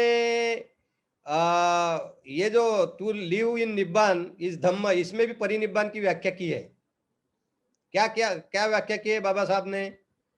तो उन्होंने बोला है परिनिब्बान क्या है, तो उन्होंने बोला है, लिखा है, शरीर पूरी तरह से नष्ट हो जाना, संज्ञा यानी परसेप्शन, विज्ञान, संस्कार और वेदना या चारों स्कंद, और शरीर यानी पंचस्कंद, पंचस्कंद पूरी तरह से नष्ट हो जाना, यही परिनिब्बान है। ये बाबा साहब ने लिखा है। तो मैंने आपको समझाया व्यक्ति क्या है, मैं क्या हूं, आप क्या हो। तो आपके सर में आप क्या हो? आप शरीर और मन हो। आप व्यक्ति यानी आपका शरीर है और मन है। तो शरीर तो रूप है, और मन के 4 स्कंद मैंने अभी बताया था आप लोगों को। संज्ञा यानी परसेप्शन, वेदना यानी संवेदना फीलिंग्स, विज्ञान यानी कॉन्शियसनेस, और संखार यानी संस्कार, जिसको होलिसन बोलते हैं, इसी से कम्म बनता है। तो ये 4 ये मन के स्कंद है, और रूप स्कंद एक ऐसे 5 स्कंद, ये 5 स्कंद से मिलके व्यक्ति को पंचस्कंद कहा गया है। तो ये पंचस्कंद नष्ट हो जाना, यही परिनिर्वाण है, ऐसा बाबा साहब ने लिखा है। ये बुद्ध की वाणी ही लिखी है उन्होंने। तो मैं अभी कुछ और इससे खुलासा करना चाहता हूं। तो निब्बान परिनिब्बान का अर्थ आपको समझेगा। निब्बान यानी क्या? तो व्यक्ति के जिंदा होते वक्त ही उसके मन के विकार पूरी तरह से नष्ट हो गए, वो निब्बान की स्थिति है। ऐसे व्यक्ति को ही हम अरहंत बोलते हैं, विकार मुक्त व्यक्ति बोलते हैं। और ऐसी व्यक्ति, देखिए जैसे बुद्ध जो है, गौतम बुद्ध, बुद्धत्व प्राप्ति के वक्त ही वो निब्बान प्राप्त हो गए। उनके मन के पूरे विकार नष्ट हो गए उर्वेला में, बोधि वृक्ष के नीचे। 35 साल की आयु थी उनकी, और 35 साल के आयु से 80 साल के आयु तक 45 साल 45 ईयर्स उन्होंने धम्म सिखाया। और 80वें साल में उन्होंने अपना पूरा, उनका शरीर नष्ट हो गया, चेतना नष्ट हो गई, पूरे उनके शरीर की कोई क्रियाएं पूरी नष्ट हो गई, सांस चले गया, हाथ नहीं हिला सकते, उनके शरीर में शक्ति नहीं, ये पूरे पंचस्कंद नष्ट हो गए। उसी को मृत्यु कहते हैं, उसी को परिनिब्बान कहते हैं। और वो परिनिब्बान है बुद्ध का, इसलिए उसे महापरिनिर्वाण कहते हैं।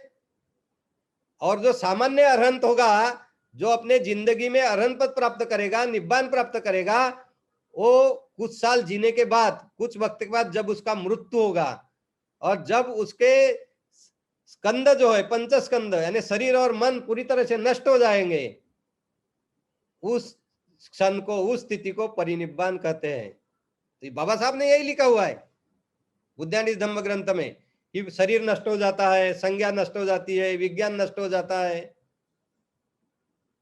वेदना नष्ट हो जाती है, यानी संवेदना नष्ट हो जाती है, संस्कार नष्ट हो जाते हैं, पूरी क्रियाएं नष्ट हो जाती है, ये परिनिब्बान है। तो ये बात से जो अभिधम्म में बहुत ग्रंथ है, बहुत लोगों ने ग्रंथ लिखे हैं, धम्म संगनी ग्रंथ है।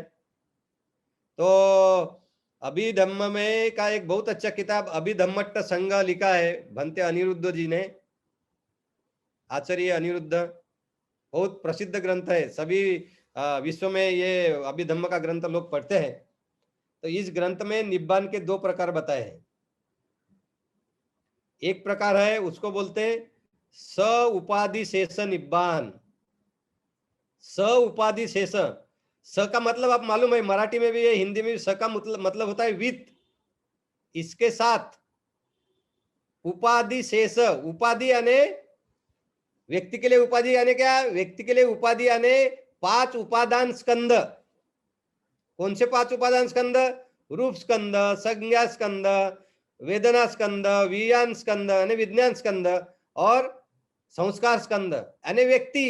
तो व्यक्ति पंचस्कंद व्यक्ति को कहा गया, मैंने अभी बताया।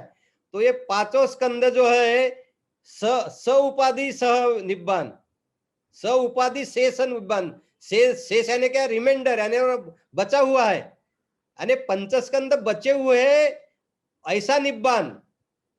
यानी कैसा निब्बान?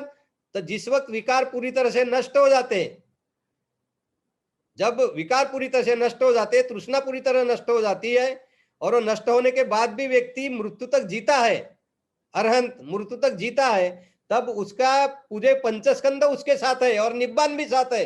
इसलिए उसको कहा गया है स उपाधि शेष निब्बान। स उपाधि शेष निब्बान धातु भी बोलते हैं।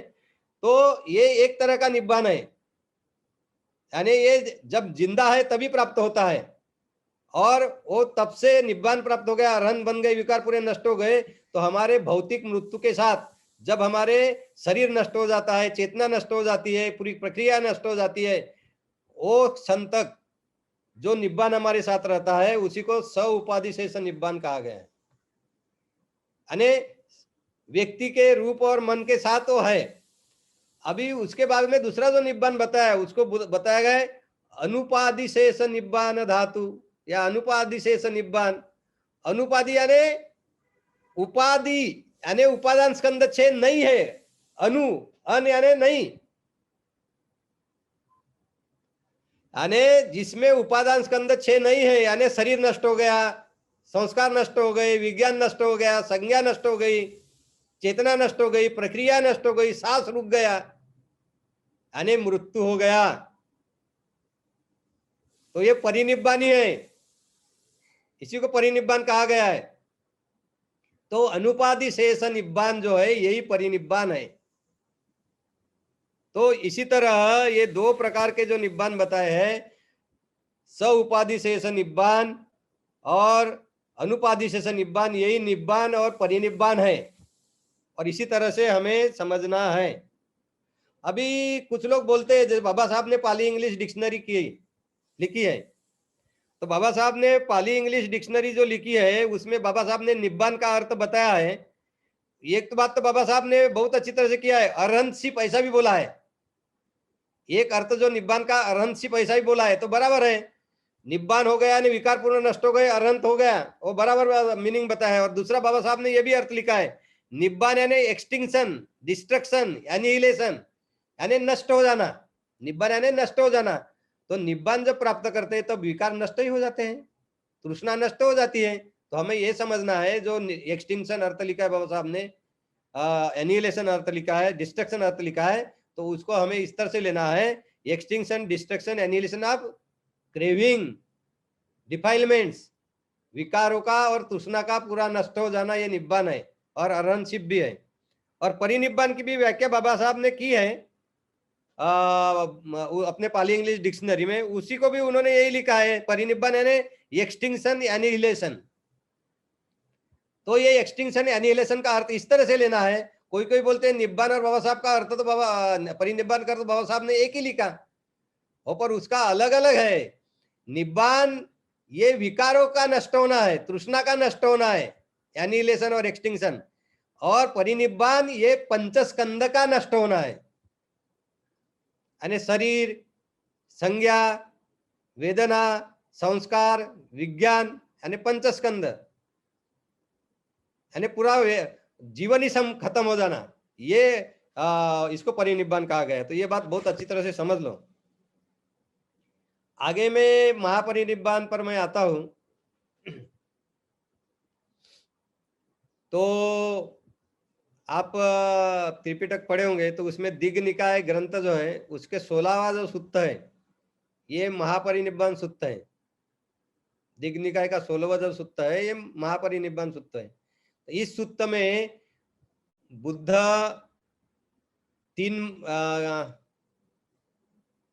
मैं आने वाले वैशाख पूर्णिमा को मृत्यु को प्राप्त करने वाला हूँ, मेरा महापरिनिर्वाण होने वाला है, ऐसा बताते हैं। तब से लेकर, यानी बुद्ध ने वो वत्सकार जो था इसका, अजात शत्रु का ये था जनरल, उसको बताया था कि तू जा बुद्ध को बोल के रख कि मुझे वज्जी गणराज्य को जीतना है, उस पे युद्ध करना है, और उनको वो भाग जो वज्जीवों का भाग मुझे मेरे गणराज्य में मिलाना है। तो वत्सकार को बुद्ध जो 7 बातें बताते हैं कि कोई भी देश का संरक्षण के लिए क्या बातें जरूरी है, तो उससे लेकर तो बुद्ध के महापरिनिर्वाण तक, उनके महापरिनिर्वाण के बाद यानी मृत्यु के बाद ही बुद्ध के उनका ये क्रियाकर्म होता है। वो मुकुट बंधन जो चैत्य अभी आज कुशीनारा में, वहां उनको जलाया जाता है, यानी उनकी बॉडी तो खुद ही जलती है। वो महाकाश्यप भंते जी ने उनका वो बंधन करने के बाद अपने आप ही जल जाती है, क्योंकि अग्नि धातु जो है बुद्ध ने, अभी कोई बोलेगा ये क्या जादू है, क्या जादू नहीं है। हर एक व्यक्ति के शरीर में पृथ्वी, आप, तेज, वायु धातु जो होते हैं, तो बुद्ध जो थे, बुद्ध ने अपने मेडिटेशन से, अपने वो अरहंत थे, बुद्ध का के बल था उनमें, तो उन्होंने इस तरह से स्थिति बना दी थी कि वो अग्नि धातु कार्यान्वित हो जाएगा कुछ समय बाद। और उन्होंने बहुत उसका वो कैलकुलेशन करके, वो महाकाश्यप ने जैसे ही उनको वंदन किया, उनको सर को पकड़ के वो अपने आप जल गई। तो ये मत समझना है कोई जादू वगैरह है, वो बल है बुद्ध का। अरहंतों में भी कुछ, वो अरहंतों में भी बल होता था। तो वो तब से जो क्रियाकर्म यानी उनको विधि हुआ, वो उनकी चिता जल गई, और उसके बाद में वो उनके धातु थे, उसको उसका बंटवारा हुआ। वो तब तक जो ये इस सुत्त में, महापरिनिब्बाण सुत्त में सब बताया गया है। इसको महापरिनिब्बाण सुत्त इसलिए कहा गया है क्योंकि इसमें बुद्ध के मृत्यु की बात है।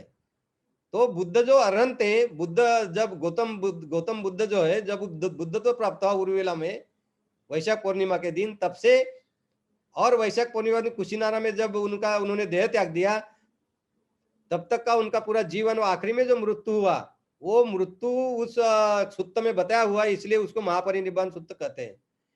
तो महापरिनिब्बाण सुत्त, इसी से महापरिनिब्बाण सुत्त को होता है। परिनिब्बाण यानी क्या है आप समझ लो।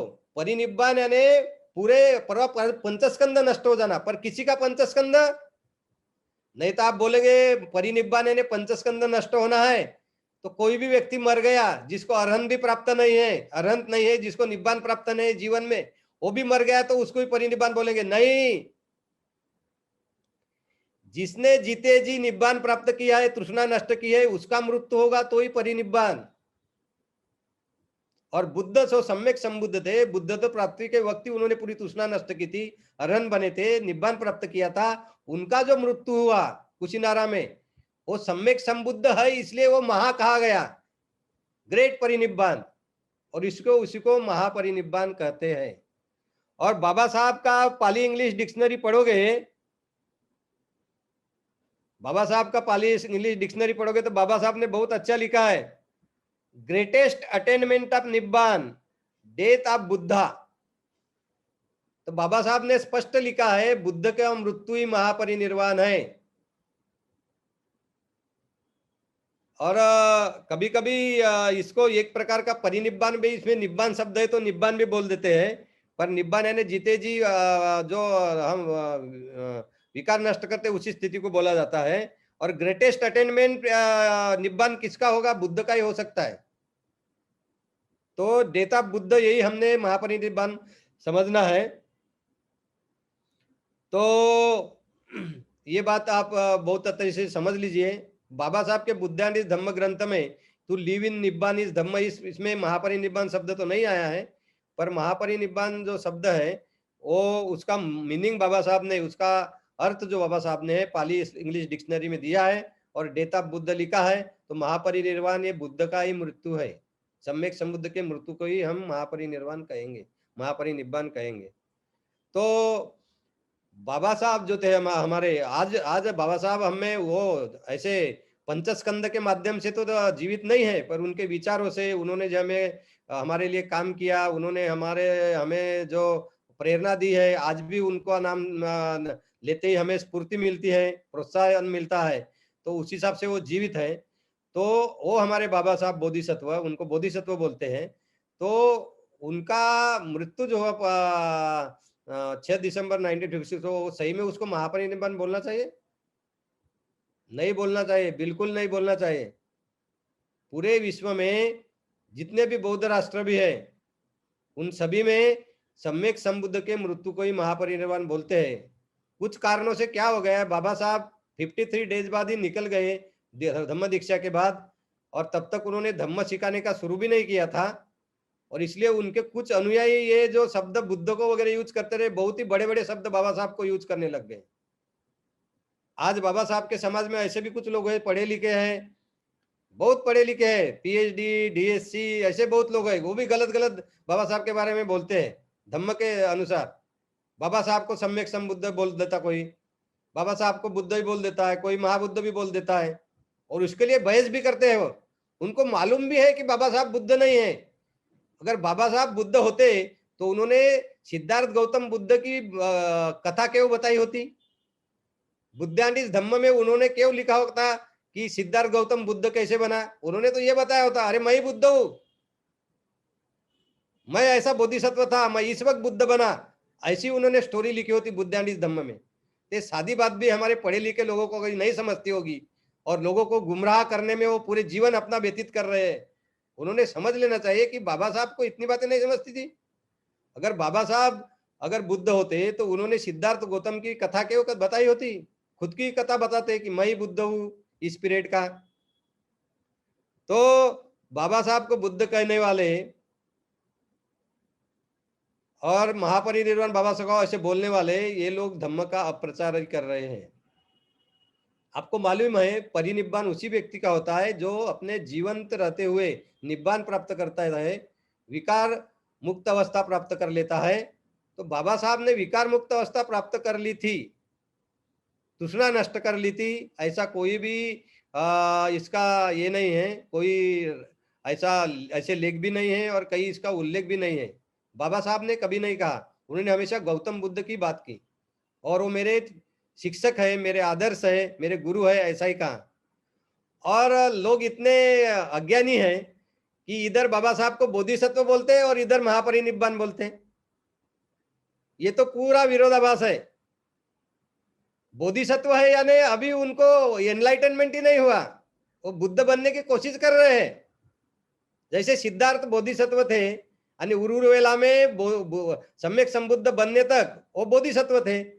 तो उनको बाबा साहब को हम बोधिसत्व भी बोलते हैं, यानी बोधिसत्व है वो बुद्ध का, बुद्ध होने के लिए 10 पारमिता पूर्ण करने की कोशिश करते रहता है, तब बोधिसत्व भी बोलते हैं। यानी बोधिसत्व बोलना ही यानी वो अभी बुद्ध नहीं है ऐसा ही बोलते हैं, और इधर महापरिनिर्वाण भी बोलते हैं। तो ये बहुत विरोधाभास है, हमने नहीं बोलना चाहिए। तो मुझे खुशी की बात है कि अभी ये 1 साल में और अभी ये 6 दिसंबर के आसपास कुछ लोगों ने इस पर बहुत प्रकाश भी डाला है कि बाबा साहब को महापरिनिर्वाण बाबा साहब की मृत्यु को नहीं बोलना चाहिए। कुछ-कुछ लोगों ने उसको अलग-अलग नाम देने की कोशिश भी की, कोई महाप्रयाण कोई बोलते हैं, कोई कुछ ऐसे नाम दिए। तो वो सोचो, समाज सोच सकता है, उपासक सोच सकते हैं, पर बाबा साहब के मृत्यु को महापरिनिर्वाण कहना ये ठीक नहीं है बुद्ध धम्म के अनुसार, बुद्ध की शिक्षा के अनुसार। तो ये बात हमने बहुत गहराई से हमें समझना चाहिए। मेरे मुंह से तो कोई कोई बाबा साहब को महापरिनिर्वाण दिवस बोलता ही नहीं, क्योंकि अगर मैं बोलता हूं तो मैं मूसावाद करता हूं, गलत है, तो मेरा इसीलिए उल्लंघन हो जाता है। इस बारे में बहुत हम सतर्क रहे। तो एक उपासक है, उन्होंने मुझे 3 दिन पहले व्हाट्सएप पर मैसेज भेजकर एक बात इस डिस्कोर्स में विस्तार से बताने के लिए कहा था।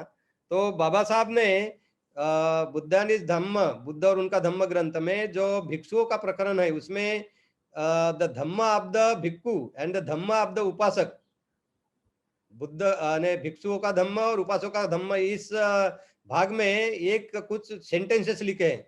उसमें ये लिखा है बाबा साहब ने, a bhikkhu is free to enter the parinibbana, bhikkhu is free to enter the parinibbana, यानी भिक्खु परिनिर्वाण प्राप्त करने के लिए मुक्त है, यानी वो कर सकता है।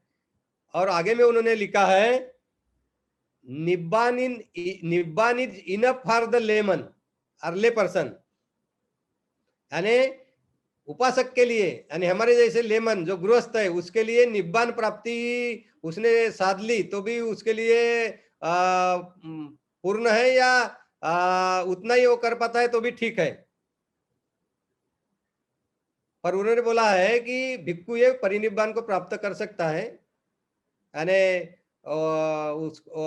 यानी करने के लिए कोई प्रॉब्लम नहीं है, वो कर सकता है, यानी फ्री है वो और मुक्त है। और व्यक्ति के लिए, हमारे जैसे उपासक के लिए निब्बान प्राप्त करना ही पर्याप्त पर्याप्त है, यानी उन्होंने परिनिब्बान मत करो ये नहीं कहा, पर उतना इनफ है ऐसा कहा है। तो इसका क्या मतलब है, तो मैं एक बात आपको बताना चाहता हूँ। इसका मतलब यही मुझे दिखता है कि बाबा साहब ने निब्बान जीवन जीना यही धम्म है जो बताया। उसमें बाबा साहब ने एक सेंटेंस रिलीज फ्रॉम पैशन तो लिखा है निब्बान को, पर एक वाक्य ऐसा भी लिखा है कि हमारी जो तृष्णा होती है उस पर अगर हमारा बहुत हद तक बहुत अच्छी तरह से अगर संयम है तो भी निब्बान का जीवन जीने जैसे है, ऐसा उन्होंने एक सेंटेंस किया है वहां। Enough control over passions is also nibbana. तो उस दृष्टि से बाबा साहब बोलते हैं कि उपासक के लिए या एक गृहस्थ व्यक्ति के लिए अगर उसका तृष्णा पर, उसके इंद्रिय पर उसका बहुत हद तक, जिससे वो शीलों का उल्लंघन न कर सके, भले ही उसके विकार पूरे नष्ट नहीं हुए हैं तो भी वो शील का उल्लंघन नहीं कर सके, इतना उसके इंद्रियों पर, उसके तृष्णा पर उसका संयम है, तो ऐसा तरह के निब्बान की बात यहाँ कर रहे हो। और उतना उन्होंने पा लिया तो भी उपासक के लिए ठीक है, ऐसा बोलते हैं। और परिनिब्बान प्राप्त करने लिए भिक्षु फ्री है, ऐसा करने का मतलब यह है कि निब्बान प्राप्ति के बाद वो अपना मृत्यु तो उनको होता ही है, तो वो परिनिब्बान प्राप्त कर सकते हैं, यानी पूरी तरह से नष्ट हो जाना। परिनिब्बान यानी मृत्यु होना है। उसमें एक भी उद्देश्य लगता है मुझे कि गृहस्थ को अपना परिवार का पालन पोषण करना होता है, तो परिनिब्बान यानी पूरी तरह व्यक्ति का नाश ही है, यानी व्यक्ति नष्ट हो जाना मृत्यु है। तो वो भिक्षुओं के लिए ठीक है। और गृहस्थ जो है वो अगर वो ये पूरे शरीर नष्ट होने की मृत्यु का अगर प्राप्त हो जाता है तो अपने परिवार की तरफ ध्यान नहीं दे सकता, इसलिए उसने अपने विकारों पर, अपने तृष्णा पर बहुत हद तक, जिससे वो शीलों का उल्लंघन न करे, तब तक उतना भी अगर उन्होंने संयम पा लिया, कंट्रोल पा लिया, तो भी वो इनफ है, ऐसा बाबा साहब कहते हैं, ऐसे मुझे लगता है। तो यही एक इसका स्पष्टीकरण हो सकता है। जो जिन्होंने मुझे कहा था वो शायद होंगे इसमें चौधरी जी, देवकोनी दुर्वास चौधरी जी, उन्होंने मुझे ये सवाल पूछा था। तो इसी तरह ये मैं उसका स्पष्टीकरण देता हूँ। तो भाइयों और बहनों, तो ये था निब्बान, परिनिब्बान, महापरिनिब्बान का अर्थ समझाने की मेरी कोशिश और प्रयास आपके आगे मैंने जो बताया। तो मैं आपको सबको विनती करूंगा, आप बहुत ही श्रद्धावान हो, बुद्ध धम्म के प्रति आपकी पूरी श्रद्धा है, बाबा साहब के प्रति श्रद्धा है। तो बाबा साहब के अनुयायियों ने बुद्ध की जो सही शिक्षा है, जैसी की वैसी है, वैसा ही प्रचार करना चाहिए। अपने हाथ का कुछ नहीं लगाना चाहिए। जब आप अपने हाथ का कुछ लगाते हो तो वो बुद्ध धम्म नहीं रहता। जो कुछ हुआ बाद में, जो बहुत कुछ संप्रदाय निकले ना बाद में लोगों ने, तो उन्होंने अपने हाथ की भी बात लगाई है, वो बुद्ध ने नहीं कही है बहुत सारी बातें। तो जो बुद्ध ने नहीं कही, वो बुद्ध ने कही है ऐसा बताना भी अधम्म है। और फिर धम्म में प्रगति कैसे होगी? अगर धम्म में, अगर जो बुद्ध ने नहीं बताई वो बात हम बुद्ध ने बताई है ऐसा बोलेंगे तो झूठी हो गया ना। तो पर धम्म रहा का अधम्म ही हो गया। तो इसलिए मैं उपासकों को मैं बहुत सख्ती से और मैं बहुत गंभीरता से ये बातें बताता हूँ। कुछ लोग बोलता है कि श्याम तागड़े जी ये बहुत इधर का उधर नहीं, जैसा है वैसा ही बताते, या फिर बहुत स्ट्रिक्ट इसमें ही बताते। अरे तो स्ट्रिक्ट नहीं, बुद्ध की वाणी कौन बदल सकता है? सम्मा समद बुद्ध की बराबरी कौन कर सकता है? कोई नहीं कर सकता।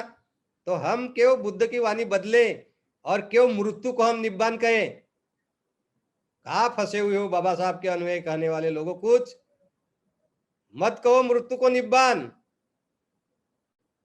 और ये बात भिक्षुओं को और उपासकों को भी समझनी है। बहुत सारे भिक्षु भी इसमें हैं। और जब ये व्हाट्सएप ग्रुप्स में वगैरह मैं देखता हूँ, कुछ कुछ ग्रुप्स में भिक्षु भी है, उसमें भी लोग लिखते हैं कि इसका निब्बान हो गया, मृत्यु हो गया, तो सब चुप रहते, कोई जवाब नहीं देता। कैसे धम्म बढ़ेगा भाई? और सही धम्म और बाबा साहब के अनुयायी बुद्ध संस्कृति भारत देश में कैसे निर्माण करेंगे? तो ये बातों के बारे में बहुत ही हमें गहराई से सोचना है। और ये ऐसा समाज में न हो, ये सब बातें जो गलत है ये बात दूर हो जाए, लोगों के संभ्रम दूर हो जाए, और निब्बान यानी जीते जी विकार मुक्त अवस्था प्राप्त करना, ये स्थिति को ही निब्बान कहते हैं, यही लोग समझे। और ऐसे निब्बान प्राप्त व्यक्ति जब मृत्यु को प्राप्त करते हैं, अरहंत मृत्यु को प्राप्त करते हैं, वही परिनिब्बान है, ऐसा लोग समझे। और सम्यक संबुद्ध का जो मृत्यु हुआ है वही महापरिनिब्बान है, इसी तरह से लोग समझे। ये मैं चाहता हूं, और इस तरह से अगर लोग समझेंगे तो सही तरह से धम्म का प्रचार प्रसार होगा। और इसी तरह से समझेंगे तो ही हम अष्टांग मार्ग का पालन करने का हमें लाभ होगा। अगर हम ये सही तरह से नहीं समझेंगे तो आप अष्टांग मार्ग का पालन करके उसका लाभ आपको कैसे होगा? क्योंकि आप में मिथ्या दृष्टि है। बाबा साहब को का महापरिनिर्वाण हुआ ऐसा बोलना, ये भी मिथ्या दृष्टि है, मिथ्या दृष्टि है। ये सम्यक दृष्टि नहीं है, ये सम्यक दृष्टि के विरुद्ध है, खिलाफ है। तो आपकी प्रगति जितनी होनी चाहिए उतनी कैसी होगी? अष्टांग मार्ग का पालन भी किए तो भी नहीं हो सकती। और आप मृत्यु को ही निर्वाण कहोगे तो आप तो मिथ्या दृष्टि में ही डूबे हुए हो। तो ये बात हम जितने जल्दी समझ लेते हैं, जितने जल्दी और जितने तेजी से हम समाज में इसका प्रचार प्रसार करते हैं और ये बातें दूर होती है, उतने जल्दी हमारे समाज में बुद्ध संस्कृति आगे बढ़ेगी और हमें बुद्ध शासन का सही लाभ होगा, बुद्ध की शिक्षा का सही लाभ होगा, हमारे विकार कम हो गए, हमारे मन पे संयम आएगा और बाबा साहब के मिशन को मजबूती होगी। बाबा साहब के मिशन को चाहे वैसी मजबूती क्यों नहीं आ रहे हैं, कभी नहीं मिल रही है, इसका कारण एक ही है कि बाबा साहब के बहुसंख्य अनुयायी अष्टांग मार्ग का पालन नहीं कर रहे। अष्टांग मार्ग का पालन कर रहे तो उनके इंद्रियों पे वो संयम नहीं है उतना जितना चाहिए। और समाज सेवा करने वाले को, सामाजिक कार्य करने वाले को अपने मन पर ज्यादा से ज्यादा संयम रखना जरूरी होता है। नहीं तो समाज कार्य करते वक्त बहुत सारे प्रलोभन आगे आते हैं, धन के प्रलोभन आगे आते हैं, इंद्रिय सुख के प्रलोभन आगे आते हैं। अरे उस पर तुम नियंत्रण नहीं रखोगे तो शीलोल्लंघन करोगे तो बह जाओगे, क्या सामाजिक कार्य करोगे? शील का उल्लंघन करके सामाजिक कार्य किया जा सकता है क्या? शील का उल्लंघन करके सामाजिक कार्य नहीं किया जा सकता। इसीलिए आप देखोगे कि इस देश में, इस महाराष्ट्र में क्रांति करने वाले फुले जी, शाहू जी, बाबा साहब आम्बेडकर जी, ये शीलवान पुरुष थे। गैर शीलवान व्यक्ति कोई क्रांति नहीं कर सकता। ये तो बुद्ध की शिक्षा है, ये तो बाबा साहब की शिक्षा है। तो इसीलिए धम्म बहुत जरूरी है बाबा साहब के अनुयायियों के लिए। जो लोग बोलते हैं, मुझे भी बोलते थे शुरू में, कुछ लोग अभी भी बोलते होंगे, तागड़े साहब हमेशा धम्म धम्म की बात करते हैं। नहीं तो धम्म की बात नहीं करूंगा तो क्या करूंगा? बाबा साहब भी धम्म ही सिखाते थे। 1945 के बाद, 48 के बाद उनके सब लेक्चर्स देखो, धम्म धम्म धम्म धम्म। आखिरी के 3-4 साल की बात देखो, जहां वहां धम्म, कॉन्स्टिट्यूंट असेंबली में धम्म की बात करते हैं, शील की बात करते हैं। तो जब तक हम धम्म को ज्यादा महत्व नहीं देंगे, बाबा साहब के अनुयायी, हम नहीं बोलते कि शिक्षा मत लो, मैं भी उच्च शिक्षित हूँ, मैं इंजीनियर बना, मैं हमेशा मेरिट स्टूडेंट था, ये कहने की बात नहीं है, पर बता रहा हूँ मैं शिक्षण को बहुत महत्व देता था, आज भी देता हूँ, आज भी मैं पढ़ रहा हूँ। मैं हर हर दिन कुछ ना कुछ धम्म का पढ़ता ही हूँ, चिंतन करता ही हूँ। तो कहने की बात है, हमें वो किताबों का ज्ञान तो मिला नहीं चाहिए, पर जब तक प्रज्ञा नहीं मिलाएंगे, अष्टांग मार्ग पालन करने से जो प्रज्ञा मिलती है, सब कुछ अनित्य है, दुख अनात्म है, अनुभूति पर जानना, यही प्रज्ञा है, यही विपसना है। प्रज्ञा विपसना ये एक ही बात है। ये जब तक नहीं आएगी, हमारे विकार धीरे धीरे कम नहीं होंगे और हमारे मन पर संयम नहीं होगा, और जब तक नहीं होता हम सामाजिक काम नहीं कर सकते। क्योंकि सामाजिक कार्य करने के लिए हमें इंद्रियों पर हमारा बहुत ही संयम रखना होता है, और नहीं रख पाए तो फिर हम सामाजिक कार्य भी हमारे वैयक्तिक सुख के लिए, वैयक्तिक ध्येयों के लिए उपयोग में लाते हैं, प्रयोग में लाते हैं, और समाज का नुकसान होता है। तो इसलिए धम्म के प्रति ज्यादा हमने ध्यान देना है। और जो लोग बहुत अलग अलग क्षेत्र में काम कर रहे हैं, शिक्षा क्षेत्र में काम कर रहे हैं, राजकारण में काम कर रहे हैं, कोई भी क्षेत्र में काम कर रहे हैं, वो काम करके धम्म का पालन करने में क्या प्रॉब्लम है? हो, धम्म का पालन करने के लिए कोई काम थोड़ी छोड़ना पड़ता है। मैं एक IAS अफसर हूँ, उसका काम मुझे करना होता है, जितने लोग जितना काम करते हैं उतना मैं भी करता हूँ। तो मुझे धम्म पालन करने के लिए वो काम की तरफ दुर्लक्ष्य नहीं करना पड़ता। हालांकि धम्म पालन करने से वो काम करने के लिए मुझे और बल मिलता है, प्रेरणा मिलती है, अच्छे से अच्छे काम करके मैं जब शीलों के प्रति कटिबद्ध रहता हूँ, और मेरे ऑफिस में काम करते हुए भी अगर मेरे काम करते हुए कोई शील उल्लंघन हो, इसके लिए मैं सजग रहता हूँ, तो मेरा काम अच्छा होता है। अगर कोई डॉक्टर अपना काम करता है, लोगों रोगियों को दवाई देता है, कोई इंजीनियर बिल्डिंग बनाता है, अगर वो धम्मवान है, धम्म का पालन करता है, अपने शीलों के प्रति जागरूक है, तो गलत काम कैसे करेगा? पेशेंट के प्रति उसका व्यवहार गलत नहीं होगा। इमारत बनाने के वक्त, बिल्डिंग बनाने के वक्त वो ये देखेगा कि टेक्निकली ये बहुत ही साउंड स्ट्रक्चर बन रहा है। ऐसे हर एक क्षेत्र में है। तो मैं ये इसलिए बता रहा हूँ कि बाबा साहब के अनुयायी होने की बहुत बड़ी जवाबदारी है और बहुत बड़ी जिम्मेदारी है। उसी हिसाब से धम्म को महत्व देकर, धम्म का आचरण कर कर हमें सब हमारे कर्तव्य पूरे करने हैं। तो भाई बहनों, मुझे पूरी आशा है कि आप निब्बान परिनिब्बान महापरिनिब्बान का सही सही अर्थ समझोगे और सम्मा दिट्ठी का ही प्रचार प्रसार करोगे। मृत्यु को निब्बान कहकर, बुद्ध के मृत्यु के बगैर किसी और मृत्यु को महापरिनिब्बान कहकर आप मिथ्या दृष्टि, हाँ, इसका प्रचार नहीं करोगे। और बुद्धवासी भी कभी मत कहना, ये भी लोगों का इसमें सभी प्रचार प्रसार करो। मृत्यु है बुद्धवास नहीं है। तो ये करके आप आगे बढ़ोगे, धम्म का पालन करोगे, आप खूब विकास आपका होगा, ये मैं समझता हूँ। भाइयों बहनों, आप में बहुत श्रद्धा है, आप में बल है, और आप में बहुत विश्वास भी है।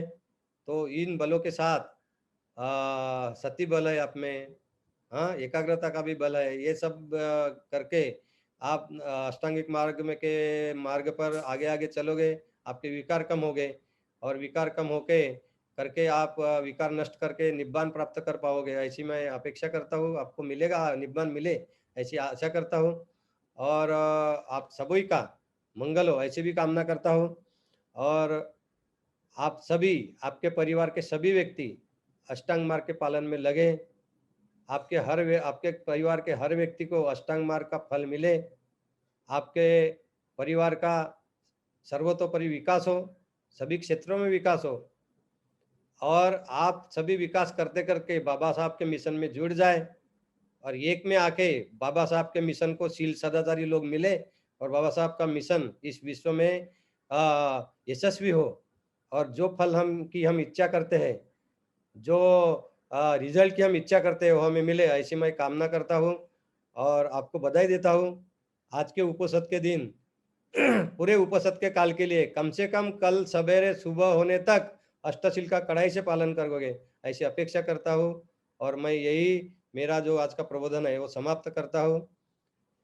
सब्बे सत्ता सुखिनो होन्तु, सब्बे सत्ता खेमिनो होन्तु, सब्बे सत्ता सुखितत्ता होन्तु। सभी जीव शारीरिक दृष्टि से और मानसिक दृष्टि से दुखों से मुक्त रहे, सभी संकटों से मुक्त रहे। सबका मंगल हो, सबका मंगल हो, सबका मंगल हो। नमो बुद्धाय, जय भीम।